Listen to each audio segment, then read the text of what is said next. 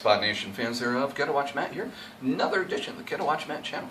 Now it's been about a week since school has been over, and when I say a week, I mean I don't even have any more silly paperwork to fill out or anything like that.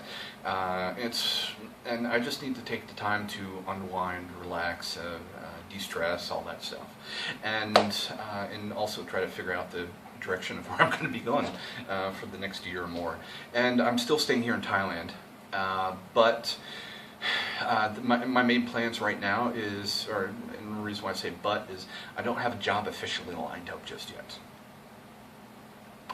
And that is where, although I know I don't need to be concerned about that, because as long as I'm an English speaker, have my TEFL certification, have being a college boy and educated, I'll be okay. But over, what is it, ever since I graduated college, even while I was in college, I had a lot of smoke blowing up my ass when it came to getting work. And here's what I mean. In college, many people were saying that, oh man, you know, the greatest thing about having a college degree is that, man, employers are going to get in fist fights over you, and they're going to be fighting just to get you to come to work for them just because you have that degree. And I was like, oh, really? Awesome. And when I graduated,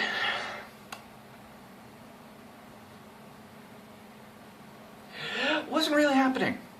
That might have been the case of, what was it, maybe the mid-90s?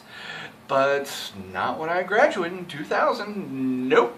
One of the biggest things that drove me crazy is the fact that I would apply to entry-level jobs, or maybe like $10, $12 an hour or whatever, and they would turn me down and tell me, "Oh no, yeah, sorry, we can't accept you for the job because you have no experience." What? Oh, it's because you have no experience. Sorry. So, what you're trying to tell me is, to get an entry-level job where I can start experience in a field or at a job, first I need experience to get experience? I was getting that all the time. It's like, what the hell, what do you want me to do? How am I going to do this? And so that's why I first decided to go into the realm of teaching.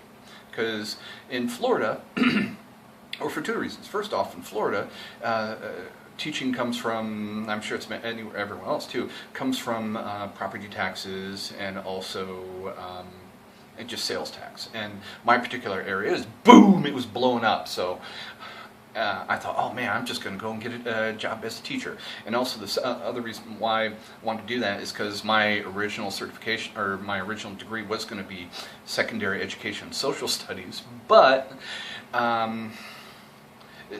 my advisor, he didn't like me. And although it's something I deserved, I don't want to say deserved, but whenever I would have discussions with him, or whenever I was even in one of his classes, there were times when I disagreed with him. Shouldn't do that. I shouldn't have done that. That's why I even told when I was a substitute in high schools that when it came to college professors or even just teachers in high school, if they say, hey, look at the green sky out there, you want to say, oh yeah, the green sky is great. You don't want to sit there and tell them, no, the sky's blue, because you're going to be digging your own grave. That's what I did. And so so even when I was on my internship, the teacher, or the student teaching experience, whatever it was called, he told me on 2 different times, I don't think you're going to be a good teacher. So I just said, screw it, I gotta drop out. I'm almost done, or drop out of the teaching internship, go and get my history degree, so at least I can graduate with a degree, because people are going to chase me down because I have a degree.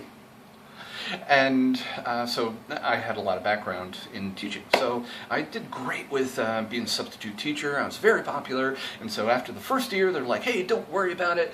You know, just keep trying, keep putting your face out there, keep applying for jobs, just any job, you know, just go and do that, and you'll get hired, no problem. And okay, after year 2, it's like, all right, want a new job, but okay, I need to keep trying. After year 3,